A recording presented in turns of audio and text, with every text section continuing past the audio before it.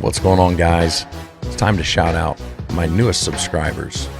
We have Stacy Marie, OG, Patsy, Laura, JD, and Old Abe. If you'd like to become a subscriber and get a shout out, you can join me over on TikTok, subscribe to my channel, find the links in the descriptions. Also, if you'd like one of the Myths, Monsters, and Mullets t-shirts, you can email me at mythsandmullets@gmail.com and we'll set you up. Now it's time for the show. It looked like a dog, you know. They call it like the dog man or something. I mean, this thing was built. I mean, this thing was rugged. I mean, it's something I wouldn't want to tangle with it, you know. One night, I'm sitting there and I had a dead body in my bed. Yes, that's when I started hearing the doors opening and closing and them walking through the house. We were looking up and there was this thing in the sky. And we were just drawn to it. All I can remember was it was silver and we were just like standing there watching it. Welcome back to Myths, Monsters, and Mullets. I am your host, John Methenkamp. On tonight's show, we have Cindy and Wendy. Cindy is a return guest, and this time she brought backup. So why don't you guys go ahead and introduce yourselves? All right, my name is Wendy Harrison. Cindy and I have been best friends next to forever.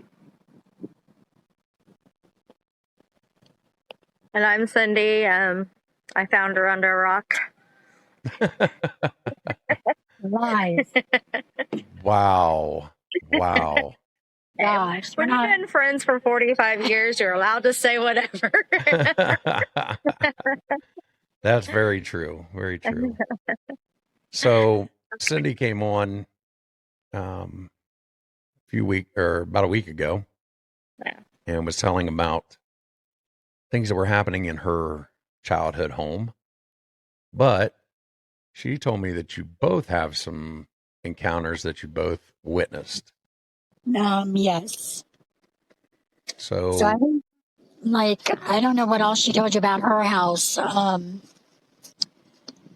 My experience with her house was the stairway and all of upstairs was always very dark, literally and figuratively, like literally. It could be the middle of the day and you could walk up that stairway and not see your hand in front of your face. So not just dark, I mean like Dark. physically dark. Right. That's literally freaky in just itself. yes, with cold spots throughout. Yes. Wow. There were plenty of windows upstairs. There was no reason for it.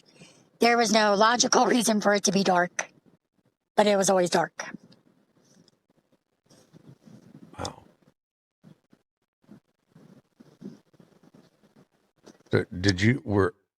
So other than the darkness, what did you have happen there?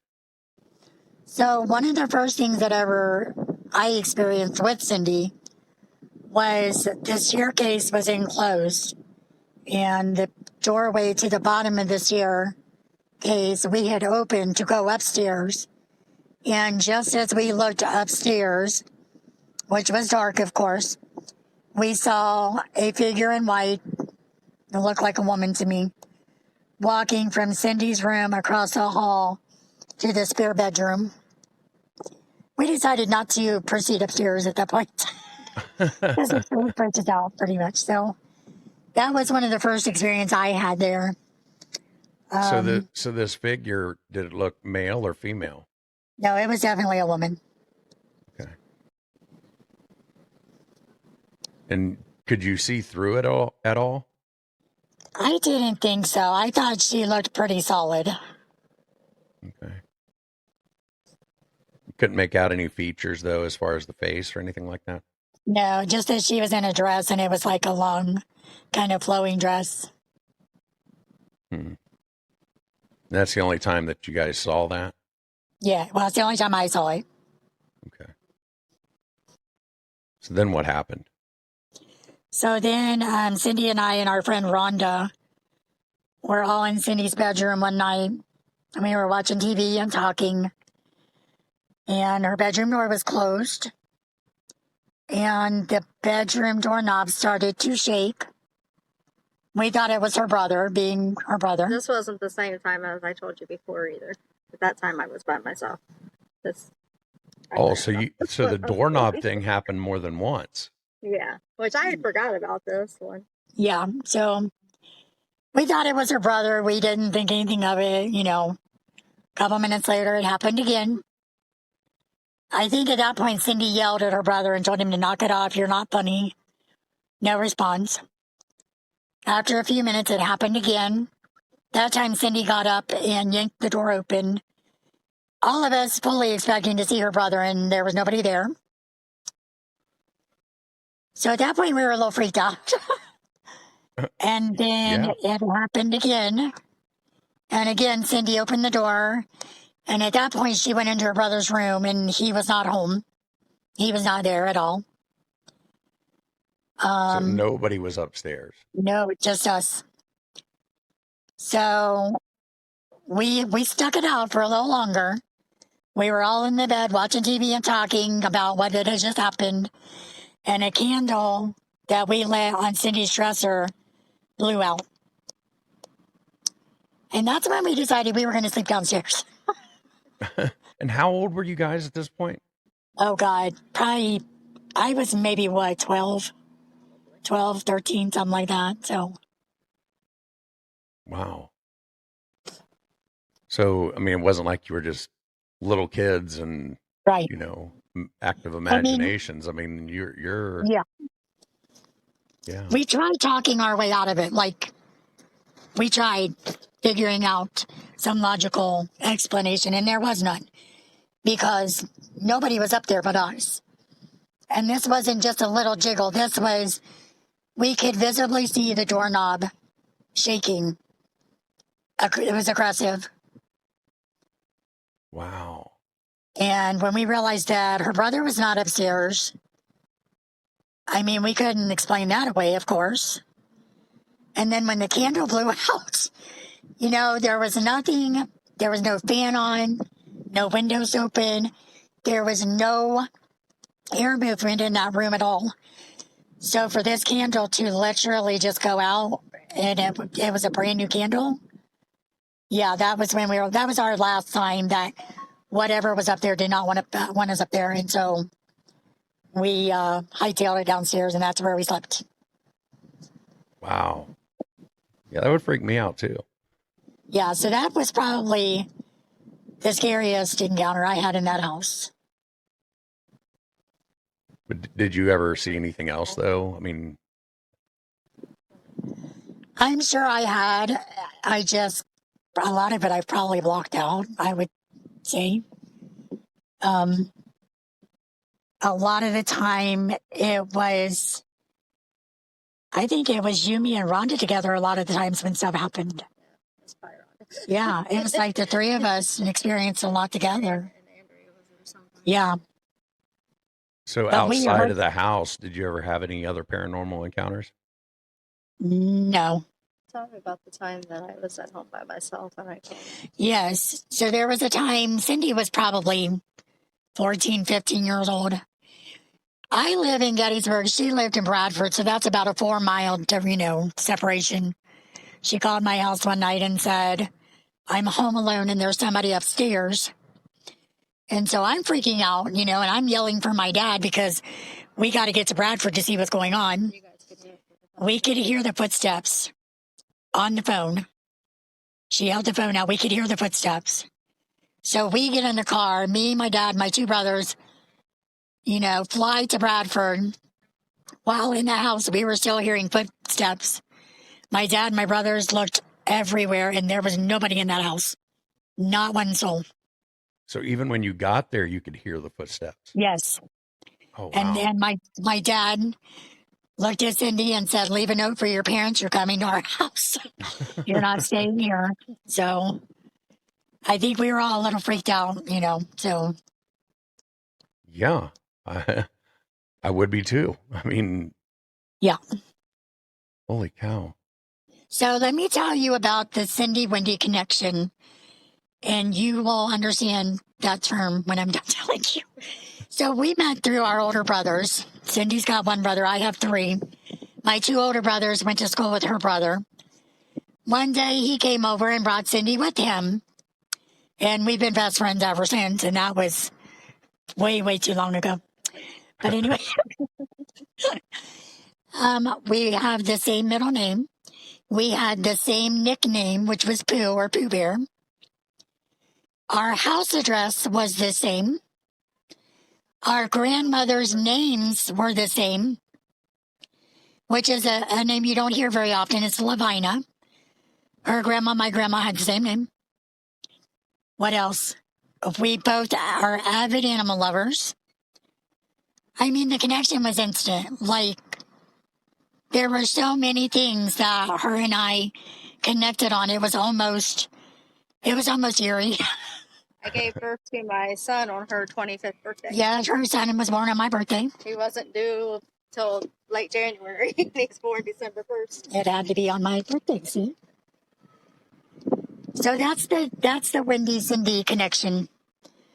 And I think Cindy mentioned, like, there's been times where, like, something's wrong with the other or something like that.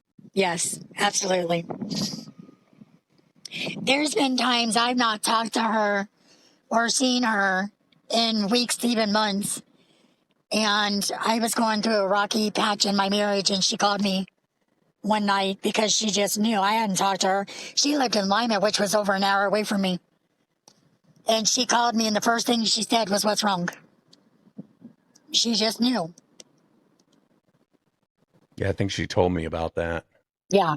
So. Wow. That's the connection. I don't know if we were separated at birth. Oh. You guys aren't the same age, though. No, she's 2 years younger than me. Weird, I know. Which I take advantage of that because when she turned 13, she told me I was too young to be her friend because she was a teenager and she couldn't be friends with me no more. So when she turned 50, I was like, "You're too damn old to be my friend." And now we're still stuck. We're still stuck with one another. So there's a couple of things that I thought about later on from the house. So when I was about 5, 6 years old, I was in my mom and dad's bedroom jumping on their bed. And I put my feet out in front of me to like land on my butt. And for probably 30, 40 seconds, I just like was in midair and did not drop until my mom screamed at me for jumping. She's like, "I need to done jumping." And down I went. So that was just kind of weird. Yeah. Let's see. And then, like, on my 13th birthday, I had slept on the couch because I had fell asleep watching a movie. And I woke up about 4:30 in the morning, and I knew there was just something wrong with my brother. My brother and my cousin, because my brother was 5 years older than me, they had went fishing at Wendy Point. And I went in and I woke up. Speaking of Wendy, we're getting a lot of wind in the microphone. Should we go sit in the car? Yeah, we'll move to the car. Okay. We are in the car. Okay, that sounds a lot better. I can get a drink real quick. Okay. So you're in the middle of telling me about the fishing. Okay, so on my 13th birthday, I had fell asleep watching a movie, so I slept on the couch at night. I woke up about 4:30 in the morning, and I just felt like there was something wrong with my brother. And I went in and woke mom and dad up. And about 5 o'clock in the morning, we get a phone call from the sheriff's department. My brother and my cousin had been up at Wendy Point fishing, and a couple guys had broke into their truck and stole the radio, and then came back and set the truck on fire. And it's like I just knew something was wrong, and that's what had happened. So like you had this feeling that something's wrong. So did they call you or did you call them or? the sheriff's called Oh, us. wow. Like I didn't know what was wrong. I just knew there was something wrong. And I told, Yeah, so I woke you'd have up been and 13. We didn't have cell phones back then. yeah. And my brother, is 5 years older than me. So I don't know. Yeah. I just never kind of forgot that and it was on my birthday too. And I didn't even know that they weren't home. Oh, really? Yeah. Yeah, those feelings, that gut feeling, Yeah. just almost makes you sick to your stomach. Yeah. Yeah. You would text me an encounter you Oh, had just the other night. yes. So March 1st of 2024, I had to take my dad off of life support. And like within a minute, he passed away.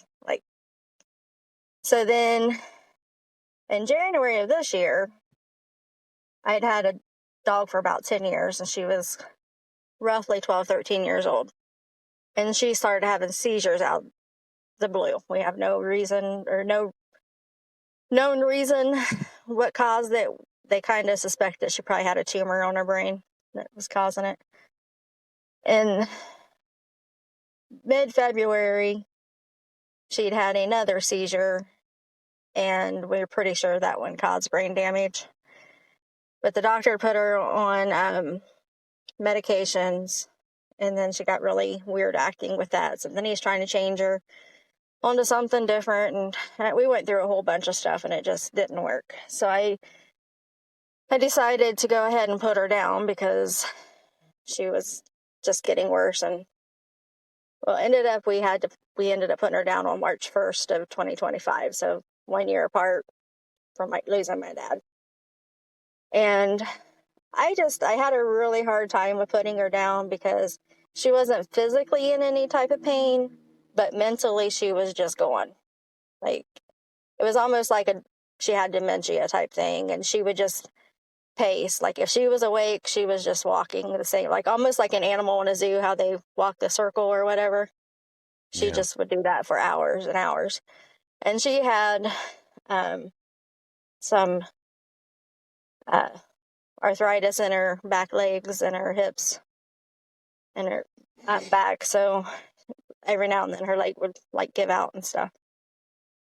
So I don't know. I had a hard time putting her down because like I've always been an animal lover, but there was just a connection I had with her that, she was just like my baby. But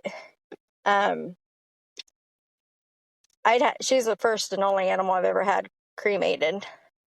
So I just had gotten her back last Tuesday.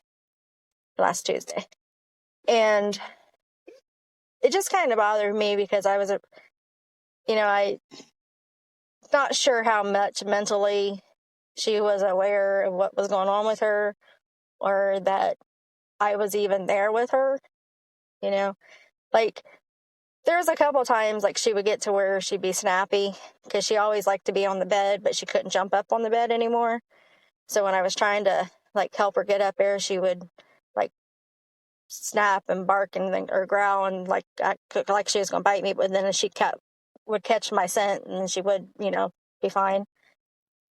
But I had a hard time, with the fact that when I was sitting there holding her and telling her goodbye, that not knowing if she even heard me or, even recognized me or anything at that point.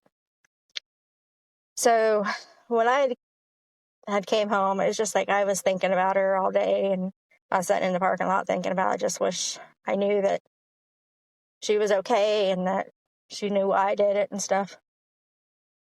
So later that night, this is like 4 hours later, I had been doing housework and I went in to clean the bathroom and stuff. And it was just me and our other dog at home. And he's like 100-pound Labradoodle, so he's huge. She was like 60 pounds. Pit bull boxer mix. So I'm cleaning the tub, and she always, like, anytime I went in the bathroom, she'd push the door open and come in. And So I'm cleaning the tub, and Seeger comes in and pushes the door, which is kind of, he never really done. So I turn and look at him, and for like, I don't know, he's probably there for a minute or so. And then I turn back to see what the hell he's doing, because he never, comes in the bathroom with me. And his face, I literally seen it happen, changed to her face. And for about 30 seconds. And it's like, what was weird is I didn't say anything. It didn't freak me out. And we just locked eyes. And then I would say that would last maybe 20 to 30 seconds. And it was like, I just went, he's got Leah's face. What the hell, in my head. And then, which is funny because there's a dog that looks like Leah right there walking. We're sitting at the park right now. And these people just walking across the street are walking a dog that looks just like Leah. But anyway, so after it happened, it was like, I just have a piece. Like, I think she was just letting me know that she was okay. But then I got to thinking about it. Everything was like in slow motion during that time. And there was absolutely no sound. Like, I had the TV on, and there was like that whole entire 30 seconds, there was nothing. So, I don't know. And those two dogs, I mean, that's two totally different looking breeds. Yeah. I mean, nothing. Like, he's huge. He's got the wiry hair. She's, was short haired. I always called her my naked dog because she always cold and didn't have much fur to her. Wow. So, I've never heard of that before. Yeah. I don't know. Since that's happened, I'm not worried about her anymore. And I feel like she's okay. That she was letting me know that she understood. Or maybe, she sensed that you were feeling that, and just like, hey, here I am. It's fine. Yeah. Wow. Yeah. And then another thing that I was going to tell you, and I forgot when we were on the phone the last time. My mom died in 2014, and Dad died in 2024.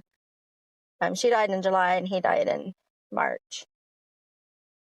Their time of death was, on their death certificates, were both 8:37 p.m. Really? Yeah. So, wow. And to me, it was just Dad saying that he was back with her. Because they were married for 45 years. He didn't know how to be without her after she died. Oh, wow. I would say, what's the odds of that? But yeah. I mean, it's we're going to die at the same one time, in right? 3,600. Yeah. Or whatever that is. Yeah, very odd. Yeah. And then my grandparents' house, they had this big 5-bedroom house, and then off of the kitchen there was like 2 steps, and then you kind of went, I wouldn't really say it was a basement, but it was a little bit lower level. And there was a big room and bathroom, and then there was a doorway, and there was like this long hall that went out to an attached garage. Well, and where that long hall was, when they had bought the house, there was like a big stove, like that, they'd put coal in it to heat the house back then. You would always hear in the middle of the night, like somebody was putting coal and stuff in the stove, even though the stove was no longer there. There was no coal in the house. This is the time in the show when most people would have an ad break for their sponsors. I don't have any sponsors. So if you'd like to support the show, you can do it a couple ways. One, you can go over to TikTok, subscribe to my channel, You'll get some perks over there, such as early access to all the episodes before they come out, some fun little stickers to use during the chat, and a shout out before the next show. The other way you can do it is by buying me a coffee. Go over to buymeacoffee.com. Look for Myths, Monsters, and Mullets. You can make a small donation there. Eventually, there will be upgrades to that, where you'll get the same perks as you do on TikTok. Thank you for your support. So there wasn't even a stove there? No, Oh, not wow. at this point. And my grandma and grandpa used to see like people or ghosts, I guess I should say. I really do think that this, your sensitivity to the spirit world is generational based on what we talked about last time and even this. I mean, yeah. Wow. So Wendy's got some more stories too. So. Well, she does. Yeah. So I don't know if you heard me last week when you were talking to Cindy and you asked her if she was RH negative. And I said, I am. But I am RH negative, and I've always heard that RH negative people are a little more open, experience more stuff. It's because you're aliens. I've been told, and I act accordingly. So there's that, you know. Well, that is one of the theories. Is that RH negative is an alien blood type? I've heard aliens, and then I've heard the term pure human because we don't have the rhesus factor. Oh, there ain't no truth to that. So I'm like, sure about your ass. So I'm like, you know, that's both ends of the spectrum there. Either I'm human or I'm alien. So there's, or you could be part Nephilim. Yes, I've read about that also. I'm not going to lie, that would be awesome. Well, if you are, maybe you can speak to Bigfoot for me. I know. I would absolutely love to. Me too. I would love for you to speak to him and say, hey, John wants to talk to you. Can you come on Myths, Monsters, and Mullets and do an interview? Absolutely. Let's go. Come on. I definitely would not be afraid. I'm not afraid of anything on earth. So that's how I'm going to leave this world.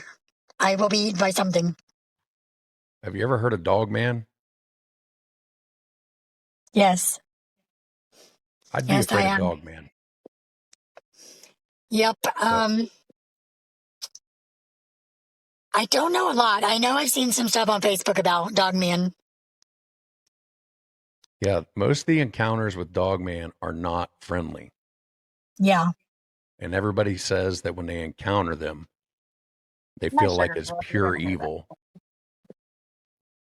Well, maybe I should be afraid of Dog Man.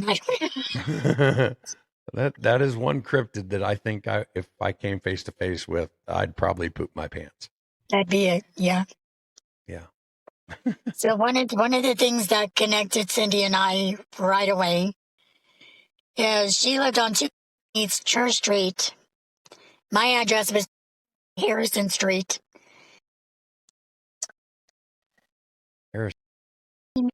Harrison Street in Bradford.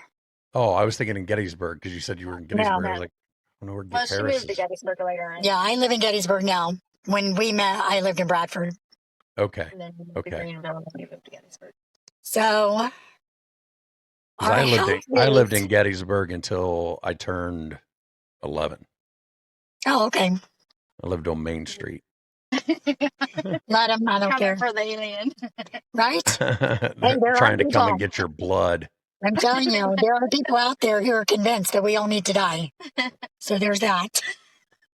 Yeah, we'll cut this little part out, okay? Yeah, it's a little terrifying. So, but we always joked, that we were meant to be best friends because of all the stuff we had in common. But our house in Bradford and Cindy's house, where the upstairs was set up almost identical.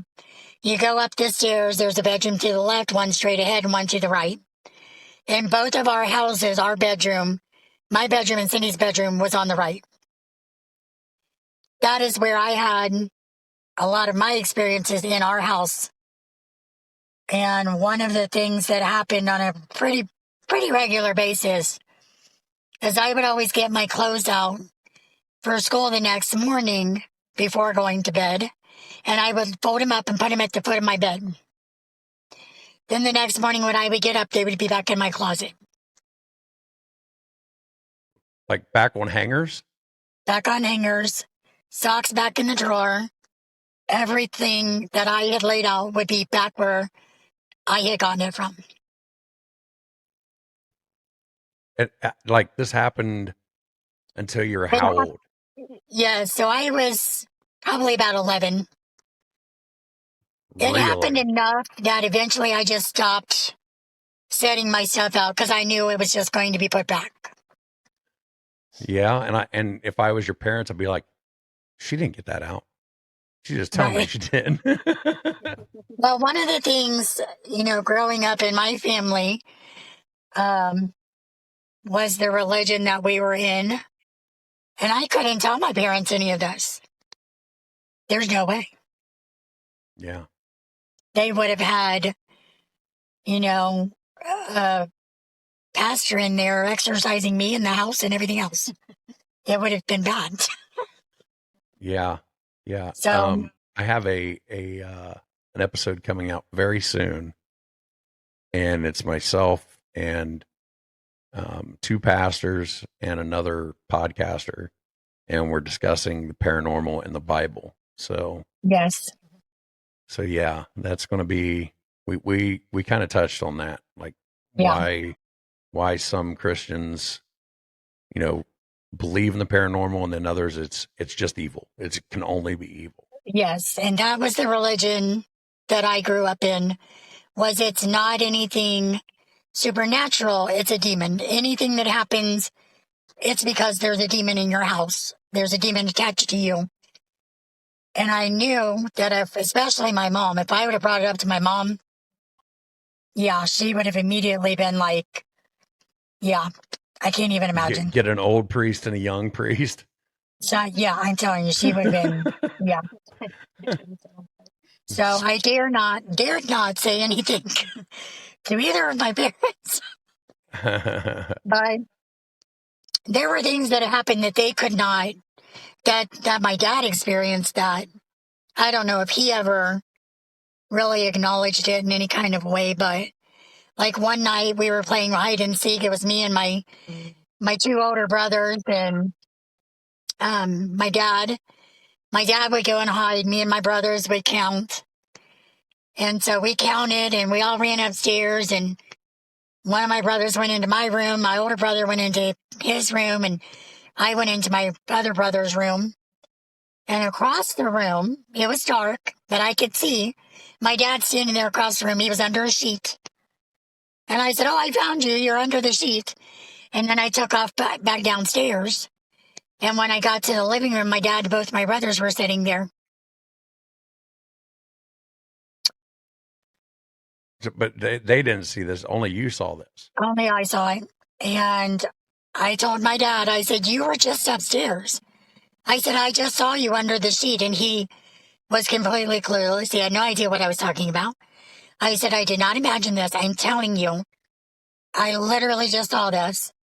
So he ended up going upstairs to show me there was nothing there. And the sheet that was over whatever was laying on the floor.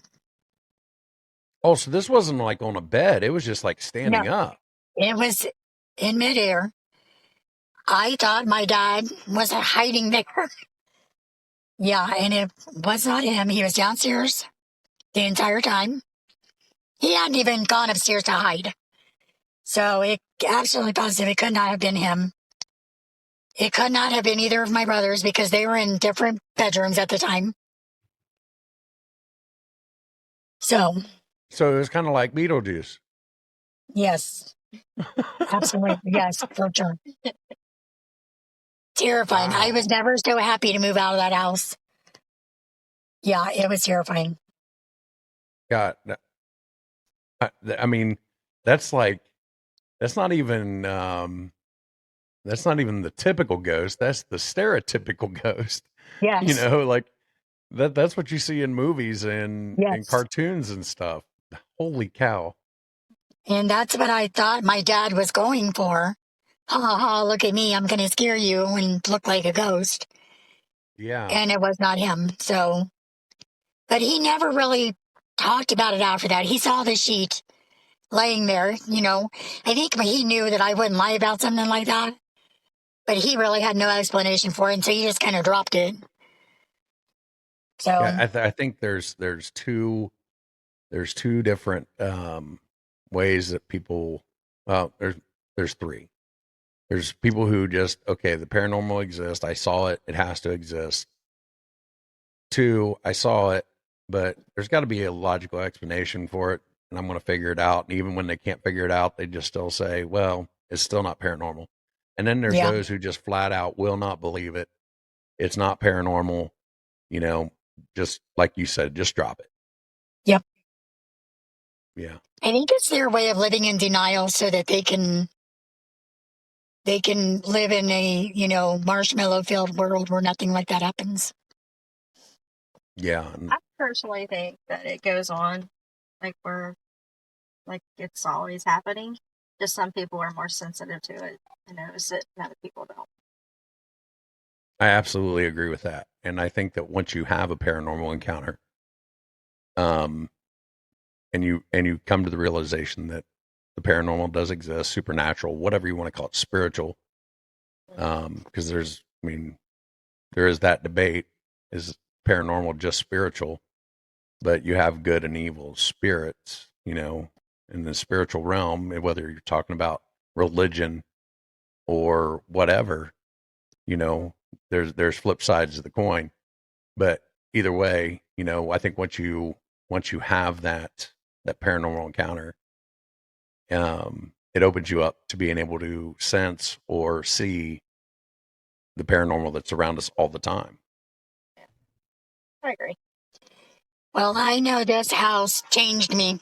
Like I was a firm believer after that. That's the same house.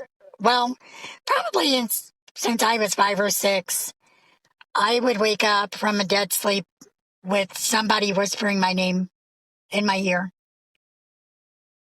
That probably happened to me all the way into adulthood. So just whispering in your ear, not like touching you. Just whispering my name. That's all I would hear is my name. I think that's even creepier than somebody like touching you. Yeah. And I would wake up, you know, expecting to see a family member, and there would be nobody. So, it was a loud enough whisper to wake me up from a dead sleep. The only thing I can remember happening at that house that you guys lived in Bradford was one night I'd spent the night with you, and we were in your room, and there was like a baseball that kept rolling in from the hallway into the bedroom, our bedroom. And then we would push it back out, and we kept thinking Rob was pushing it back in at us. Again, we were blaming my brother, who was not there at the time. Yet this baseball kept rolling across the hall to my room. Kind of like it was that poltergeist where that happened with the ball. It just like kept coming back into the bedroom. Yeah, to me that house felt oppressive. To me, I felt like something was hardcore messing with me.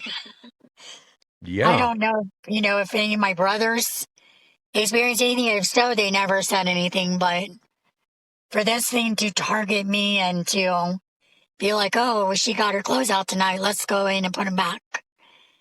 I was gonna say, there's a lot of times that you hear about females, they start having paranormal encounters about the time puberty, but you were talking about this was when you were little.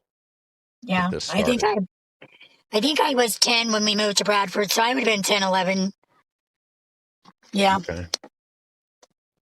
All right. But just as recently as about 12, 15 years ago, I worked in healthcare for over 20 years, and I worked at Wayne Hospital here in Greenville. I had a lot of patients that were regulars, every hospital does. And I had a little guy who came in quite often, and this time he came in, he was pretty sick. The first 2 days I took care of him, he was unresponsive. We didn't think he was going to make it. Day 3, I walked in and got a report, and the night shift nurse said, "Oh, he's alert and oriented, and he's awake, And I'm like, "Oh, good, great. I'm glad he's awake. I went in and talked to him. He never, ever called me by my name. I was always nurse. Every time he saw me, I was nurse. So I went in and took him his breakfast and helped him with the bath, and later on took him his lunch, and he had asked me if I would help him call his daughter. I said, absolutely. So I called up his daughter and got her on the phone, and I told him, I said, I'm going to go to lunch. I'll be back in about a half an hour. Check on you. Went to lunch, came back. The charge nurse said, "Oh, your guy in 208 died." So in half an hour, he called his daughter to tell her goodbye. He passed away. Me and another employee went in to prep him for the funeral home to come get him. She walked out to do something else. And when she walked out, I turned to walk to the bathroom, and he said my name. Not nurse, he said my name. So you heard his voice Yes. saying your name. Yes. And I remember my initial thought was, he's not dead. How is he not dead? And I whipped around to look, because I don't think my brain could comprehend what I had just heard. This dude is dead. How is he saying my name? And he never called me by name, ever. Never, ever. All the years I took care of him, he never once called me by my name. So that took me, back, because I was like, why is he, if anything, he would have called me nurse, not Wendy. Yeah. So I left that room and did not go back in until the other employee joined me. And I told her, I said, yeah, this just happened, so I'm not going back in there by myself. So, yeah. And would he have known your first name? Yes. Because part of our job is to go in and introduce ourselves. Hi, my name is so-and-so. I guess I was thinking like on your name badge, if it said your first name or your last name. But now that I think about it, anytime I've been in there, it does. Most nurses have their first name on there. So, yeah. Yeah. So he knew, he just always called me nurse. And so that was, And it kind of took me back to the times that somebody would be in my ear whispering my name. It kind of felt like that same kind of eerie, this shouldn't be happening, but it's happening kind of a thing, Right. How about Hannah's house? Oh, yeah. Then my son and daughter-in-law recently bought a house here in Greenville. And my daughter-in-law is also RH negative. She's had a lot of experiences, whatnot. With Bigfoot? She thought that there was something funky going on in their basement. She was getting a weird vibe down there. So I had gone over one day, and she said, do me a favor and go down in the basement and tell me if you feel anything, just anything at all. Well, there's 3 rooms in their basement because it's a great big old house. I went down into the big room, nothing. There was a middle room, nothing. Got to the back room, and instantly all the hair stood up on my body, and I could not get out of there fast enough. So I went back upstairs, and I said, yeah, something in that back room. She's like, yeah, I felt it too. She has chasing powder. I don't know if you know what that is. What is it again? It's called chasing powder. And you literally put it in a container and light it, and it'll spark and create smoke. And it is said to chase anything out of your home, whether it be a entity, a demon, anything. So she tells me I'm going to go down in this room. She had already said, she's like, I'm going to do the chasing powder. And I was like, okay. So I stayed upstairs with their baby. She got to that room and lit up the chasing powder.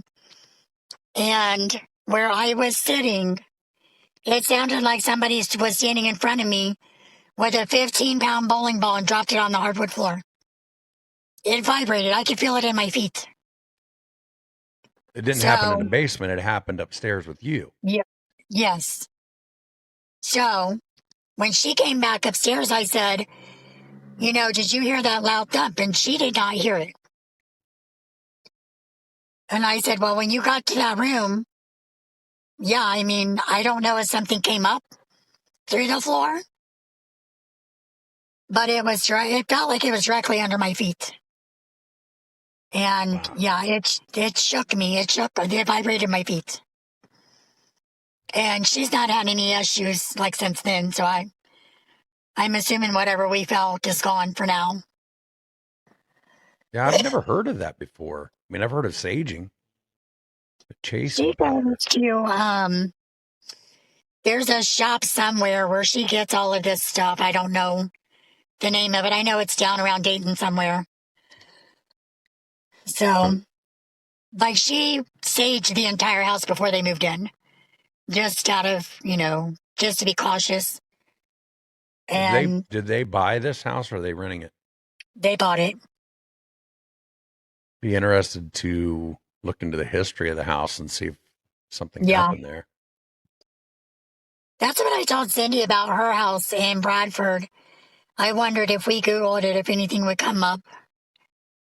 Yeah, I haven't had a chance yet. I told her I was going to, because she said she had seen or heard what sounded like people playing cards or something. Yeah.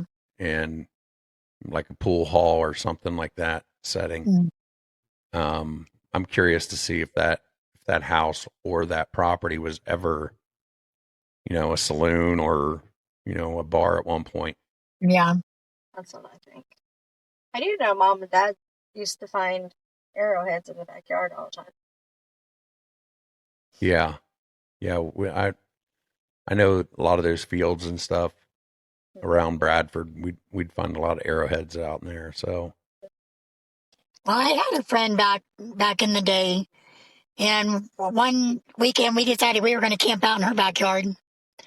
And her backyard at the time butted up against it was a big open field. There was one great big pine tree that stood all by itself. And we had walked out through that field earlier that day just messing around. And, farmers, when they go out and they plow, they find great big rocks. And they'll just leave them sit until they get back to picking them up. And, while we're walking through this field, we'd seen probably, a couple dozen big rocks. I mean, probably 100 pounds or so. That night we were in the tent, we kept hearing all kinds of stuff. Just like, it sounded like people maybe off in the distance talking, just people walking, a couple of times we heard what sounded like a rustling on the tent. Sounded like somebody was messing with the tent.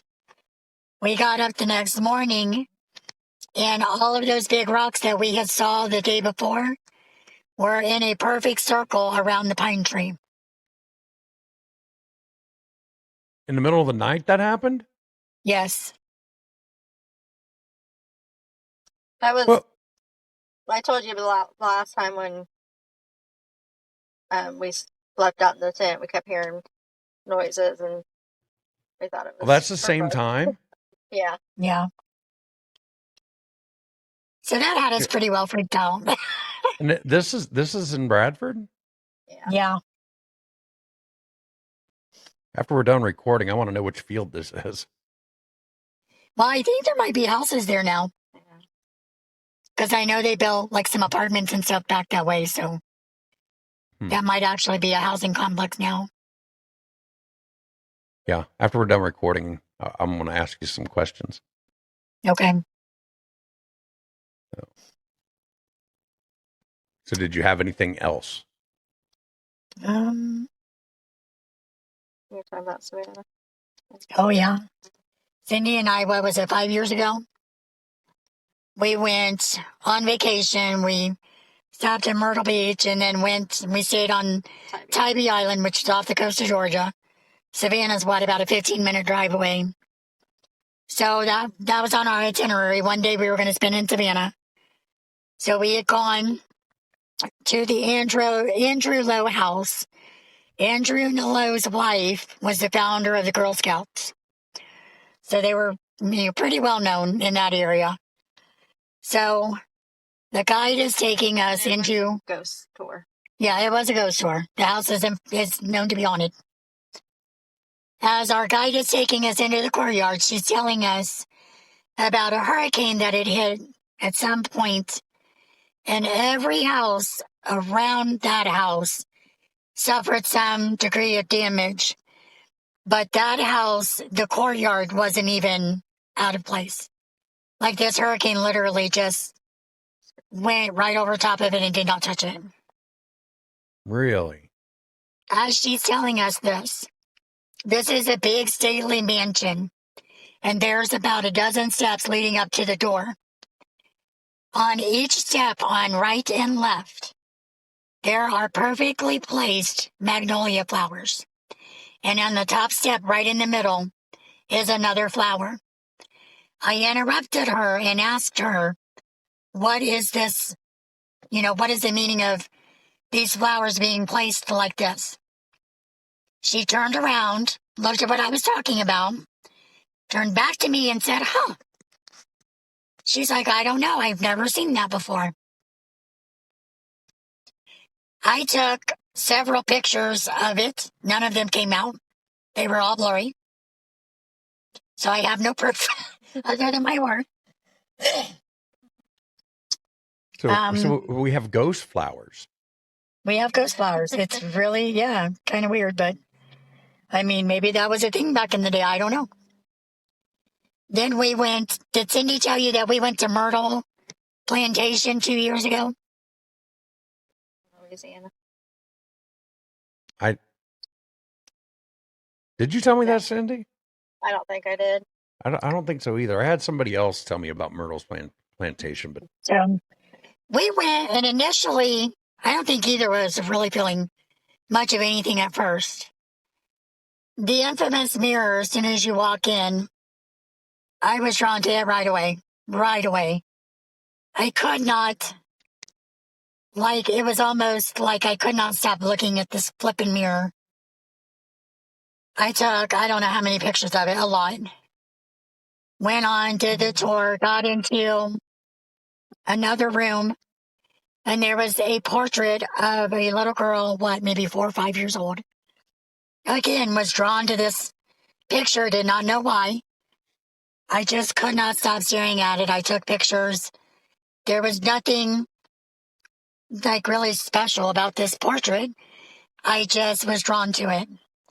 So before we left that room, our guide told us that this little girl was painted after she died.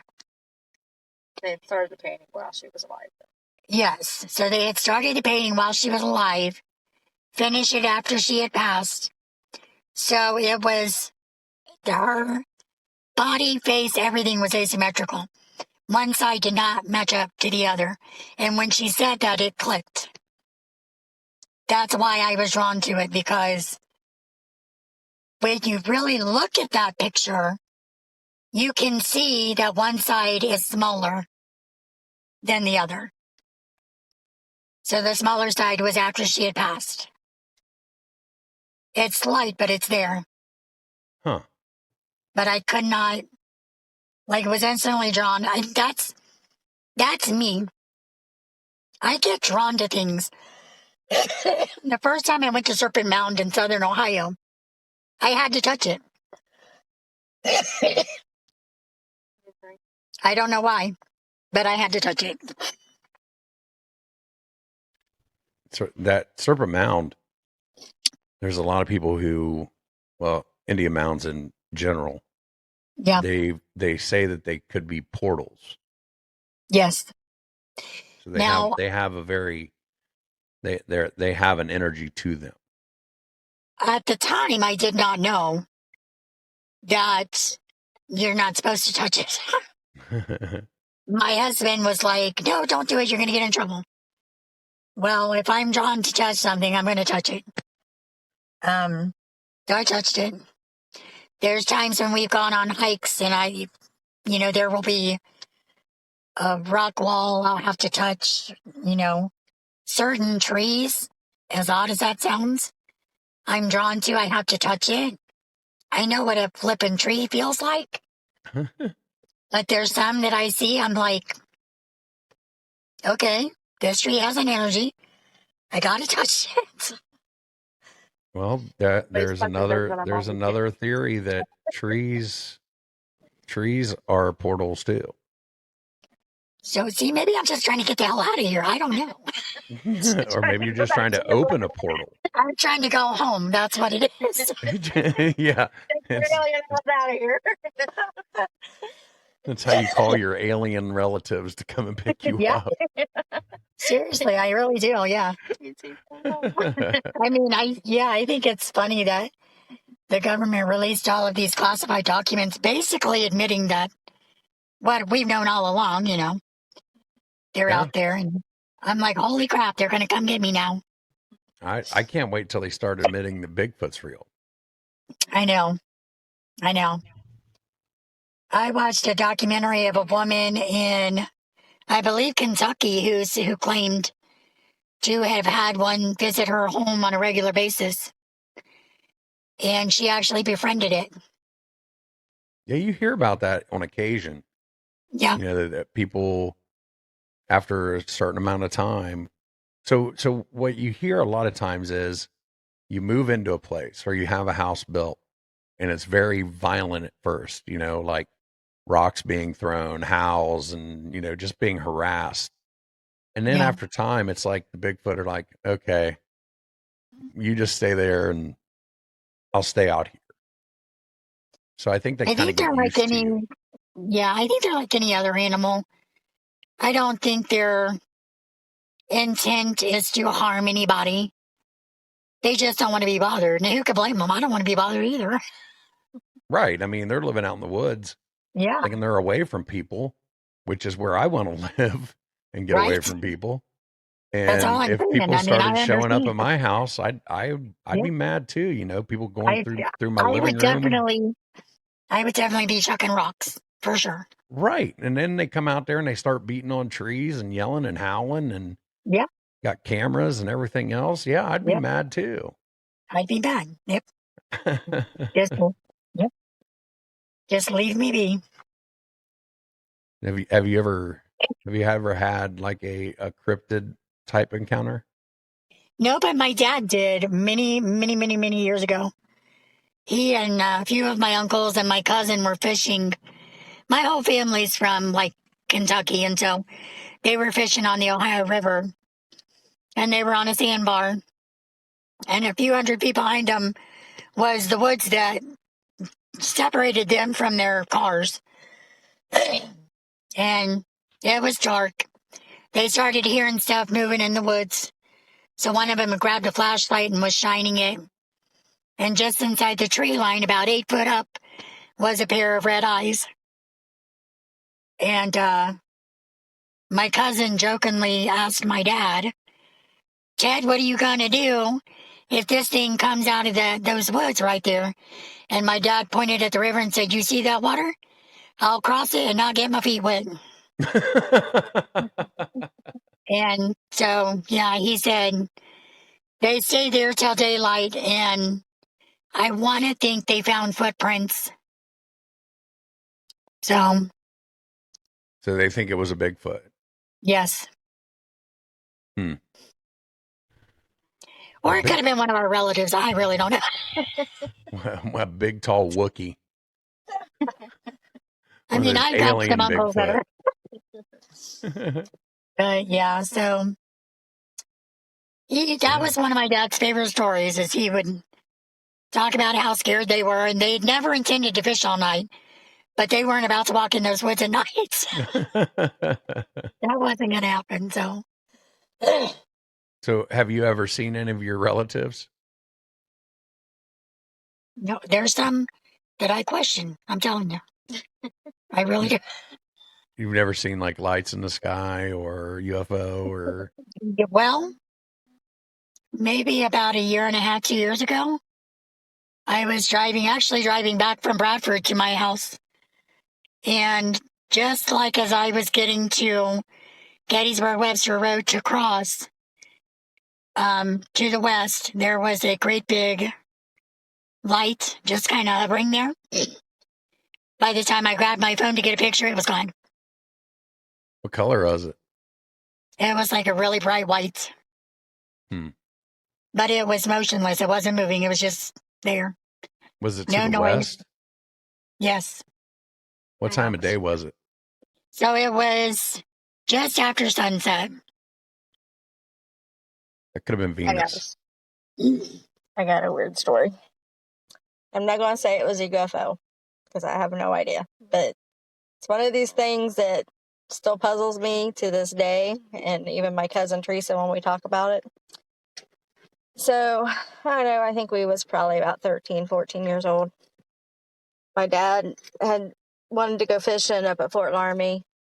So Teresa and I went and we went swimming.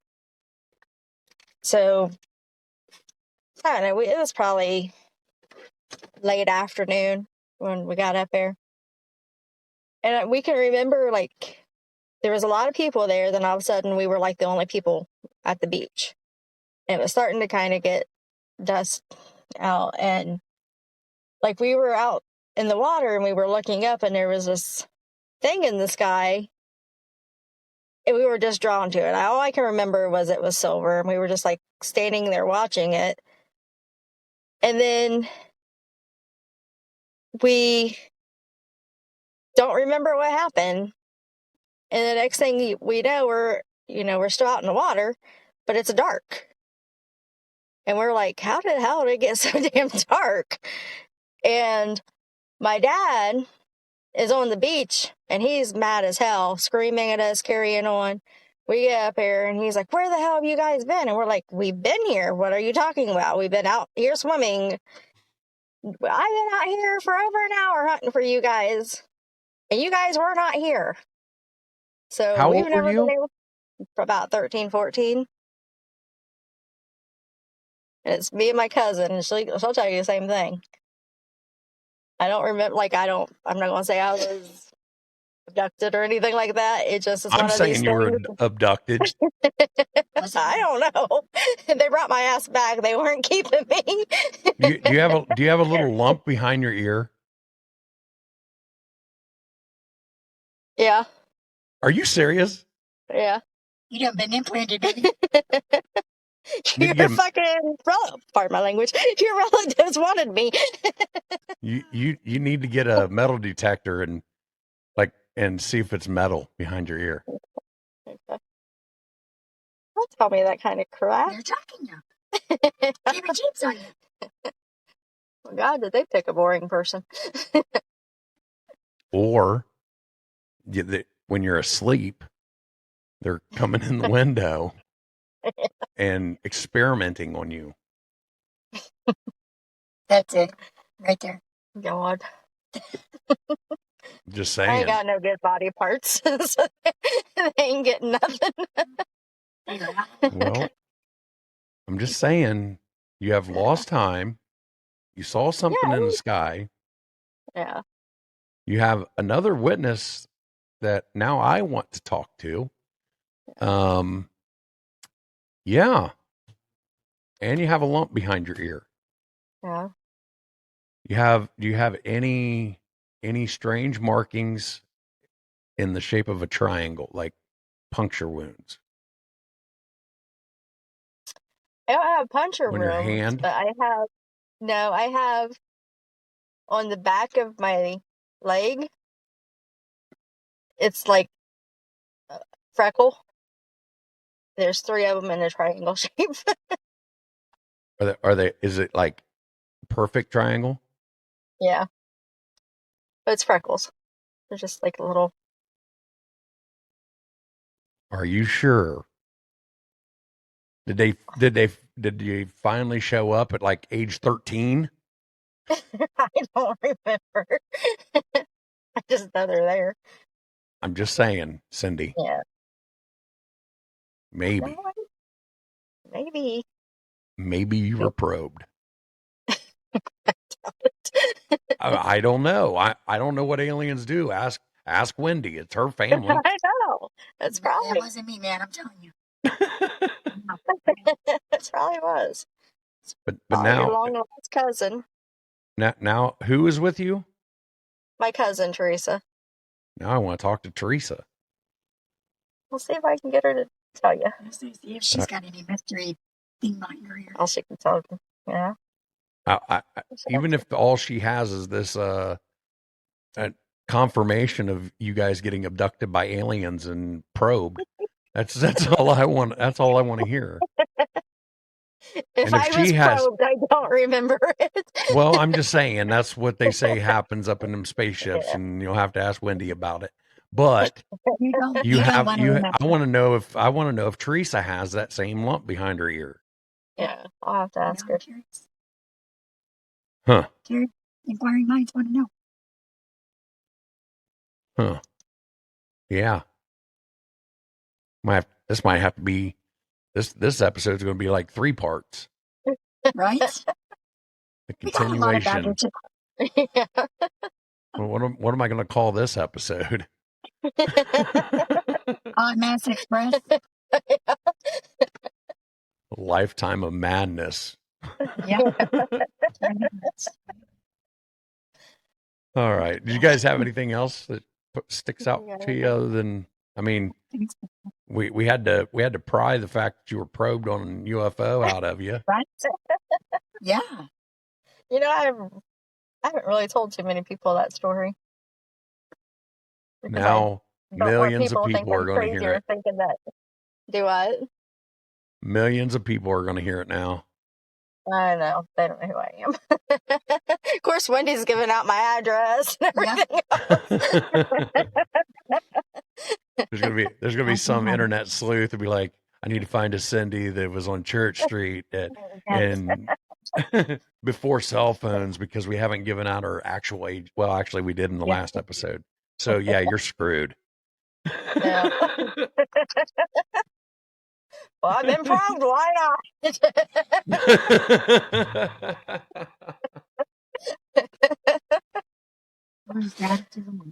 Right. All right. Well, we've been doing this for. What happened to you that you started believing? Because you told me that something happened to you that changed how you thought. Well, let's go ahead and finish this episode. Okay. And we'll continue to talk afterwards. Okay. All right. Go ahead and stop right here. And that's it for tonight. I'd like to thank Wendy and Cindy for coming back on. And if you have a paranormal encounter you'd like to share, you can email me at mythsandmullets@gmail.com. Have a good night, everyone. Cause girl, we're rolling like a freight train. Cause what you make